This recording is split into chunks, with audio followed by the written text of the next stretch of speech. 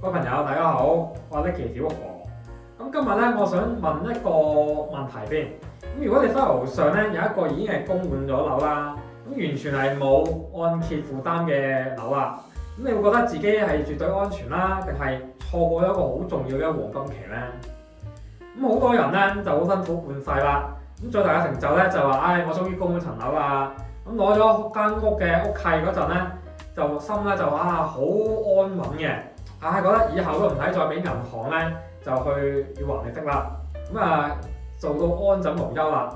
咁但係作為長期關注資產配置嘅顧問啦，咁我必須講一句真話，就係你供滿咗樓咧，如果你唔做任何嘅規劃咧，咁其實咧就俾你資產咧就白白咁樣沉睡咗啦。咁而家喺一個通脹高企、貨幣貶值一個大環境之下咧，咁一間供滿你不動唔喐嘅物業咧，表面上咧係好安全，咁實際上咧佢現金流回報率咧係可能係零，咁甚至乎咧日日咧都係俾通脹咧就蠶食咗嘅。咁今日呢條片咧，我又想同各位業主咧就好好咁傾一傾啦。咁點解供滿咗嘅樓嘅業主要更加要盡早實行物業活化呢個計劃咧？咁同埋咧點樣用一個最安全嘅方式，將一個死資產變咗一個活嘅現金流咧？咁如果你供滿樓嘅業主咧，或者父母手頭上咧有供滿嘅物業咧，呢集咧就一定要睇到最後。咁咧可能會改變咗你未來嘅退休生活。咁唔記得去俾 like 同埋訂閱撳鐘仔。好啦，咁我哋成日話啦，磚頭咧就係最保值嘅。嗱，呢個係啱一半嘅啫。咁磚頭咧的確係保值，咁但係咧佢係一個最大致命傷就係流動性極差。咁如果你手頭上有價值成1000萬嘅供滿嘅物業啦，咁但係突然間我需要200萬現金去應急，即係去醫重病啦，或者係幫仔去創業咧，咁或者睇到一個好好一個投資嘅機會啦。咁請問聲，你可唔可以即刻將一個牆角拆咗出嚟去變現啦？咁梗係唔得啦。咁咧你只能夠選擇咧就將成層樓賣咗佢，或者係臨時咧就走去銀行去申請貸款啊嘛。好啦，供滿樓業主咧就常見嗰3個隱形痛點噶啦。咁第一就係資產富裕，但係現金貧窮，即係 asset rich cash poor 啦。咁一層樓咧個價值好高，咁但係咧你每月咧就係可能咧就係靠人工啦，或者好微薄嗰個退休金去過日子嘅。咁生活品質咧就唔敢向上提高啦。咁第二啦就係個時間成本同埋年齡嘅限制啦。咁呢個係最關鍵嘅一點。咁可能就諗，等我需要嗰陣去做活化物業啦。咁但係咧，你又唔知啦，銀行嘅審批咧就係好睇年齡啦，同埋就識證明嘅。咁當你咧慢慢越嚟越大啦，咁甚至乎你已經係退休，你係冇固定嘅收入，咁你再問銀行咧去融資咧，個條件變得非常之苛刻，咁甚至乎你根本係借唔到。咁第三啦，咁就錯失資產複利增值嘅黃金期啦。咁1000萬嘅物業咧，你放喺嗰度咧，佢都係一間屋。咁但係如果咧，你可以喺一個安全嘅範圍入邊咧，去攞一部分低成本嘅資金啦，去做一個多元化嘅配置咧，咁你嘅資產規模同埋現金流嘅回報咧，會呈一個一定係唔一樣嘅增長曲線啦。咁聽到呢度啦，咁有啲傳統嘅業主就擔心啦，話活化物業要唔要將個層樓變賣咗去買股票㗎？哇，好危險啫！嗱，其實就唔係嘅。咁真係物業活化咧，嗰個核心原則咧就係唔失去物業控制權，同時咧都係創造額外嘅流動性同埋現金流。咁目前市場咧就針對供滿樓嘅業主咧，最主流、最安全嘅活化方式咧，就主要咧就係有2種嘅啫。方案 A 啦，低槓桿再按揭，即係 cash out refinancing 啦。咁如果你年紀又唔係好大，咁或者你有啲穩定嘅收入來源，咁你可以將你已經供咗嘅樓咧，向銀行就申請常規按揭啦。即係譬如係攞個物業價值嘅20%到40%啦。咁優勢係咩咧？就係你物業嘅貸款咧，通常係全市場利息最低嘅資金來源㗎啦。咁做法係咩咧？就係攞咗個資金啦，就可以投入喺低風險，高過貸款利息嘅優質收益型嘅資產啦。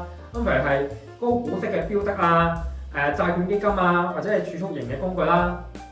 咁輕鬆咧就賺取套利嘅利息差啦，即係 carry trade。咁或者咧係作為仔女置業嘅首期，咁方案 B 係咩咧？就係安老按揭或者叫逆按揭啦，即係 reverse mortgage 啦。咁如果你已經退咗休啦，或者你唔想再承擔每個月供款嘅壓力咧，咁安老按揭咧就可以為供滿嘅業主咧就度身訂造嘅工具啦。咁優勢係咩咧？咁簡單啲嚟講啦，咁就係銀行咧就每月就出糧俾你，咁而你咧就依然可以住喺間屋度，直到你百年歸老啦。咁優勢係就係你唔需要每月咧就向銀行去還錢啦，咁所有款式咧就會喺未來物業處置時先至去結算嘅。咁呢個徹底係解決咗退休之後咧你冇現金可以用嘅困境啦。咁呢個咧就係我今日想強調嘅4個字，就係要盡早實行啊！咁好多業主同我講：阿 Nicky 小何顧問，今日我唔急嘅喎，等我65歲退休，或者我真係缺錢啦，再揾我做活化啦。咁朋友呢個咧就係好嚴重嘅誤區啦。咁點解物業活化一定要盡早咧？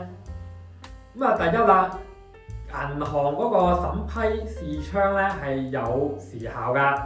咁當你仲有嘢做、有收入證明嗰陣咧，你係銀行眼中嘅優質客戶。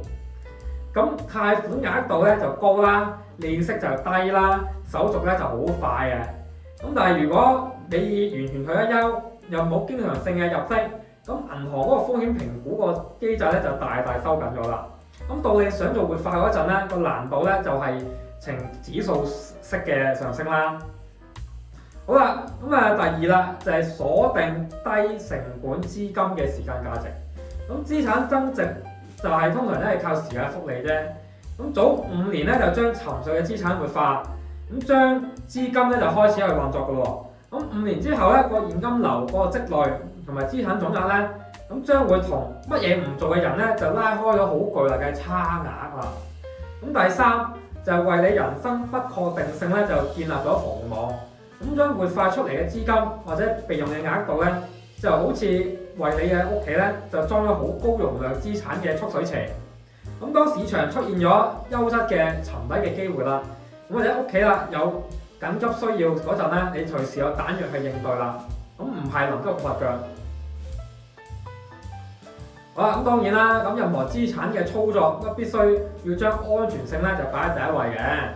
咁物業活化咧就唔係盲目去借錢去博彩，我哋係倡導係咩咧？就係穩健嘅資產配置。好啦，咁喺呢度咧，我想俾所有供滿樓嘅業主咧提供咗3個嘅風控嘅原則。咁第一個咧就係控制按揭嘅成數啦，即係 LTV 啦。咁呢個絕對唔可以過度去槓桿嘅。咁供滿樓活化啦，咁建議咧就提取比例係維持喺保守嘅範圍啦。咁譬如係30%到40%以內啦，去確保咧，即使喺樓價係波動，都唔會觸發去追收貸款啦，即係 margin call 嘅風險啦。咁第二啦，就係匹配現金流同埋利息嘅負擔。咁將你活化出嚟嘅資金啦，咁當中嗰個產生嘅收益咧，係必須係去覆蓋到你貸款嘅成本啦。咁或者係有明確嘅還款來源嘅安排。咁第三啦，就係專人專案嘅規劃。即係每個人年齡啊、物業嘅類型啊、家族嘅需求同埋風險嘅承受力都唔一樣噶嘛，咁冇得去照搬人哋嗰個做法嘅。好啦，咁總括嚟講啦，供滿樓咧係你前半生努力拼搏換翻嚟嘅輝煌嘅戰果啦。咁但係如何將你呢間屋嘅喺後半生就為你提供源源不絕嘅保障同埋自由咧？咁取決於你今日嘅選擇。唔好俾你辛苦嘅成果就變成一間只係吸納你管理費同埋差餉一個死資產啦。咁如果你手頭上咧，有已經係供滿咗或者就嚟供滿嘅物業咧，咁你想知道以你而家咁嘅年紀同埋物業嘅狀況，咁邊個活化方案係適合你多啲咧？咁可以提現咗幾多嘅現金咧？咁每月可以做幾多額外嘅現金流咧？歡迎咧，你可以點擊影片下方嘅資訊欄嘅連結，直接聯繫我啦。或者係約一個免費物業活化同埋資產配置嘅1對1諮詢啦。為你嘅物業咧就度身訂做一個最安全、收益最好嘅一個活化方案啦。亦都歡迎咧，你喺下面 PM 留言加啦。我哋咧就一齊去傾一傾啦。如果你覺得呢條片咧真係幫到你喎，可以幫手去點讚啦，例如撳鐘仔啦。咁同埋咧分享身邊擁有物業嘅朋友或者長輩啦。咁我係 Nicky 小何，咁咧我哋下期影片再見啦，拜拜。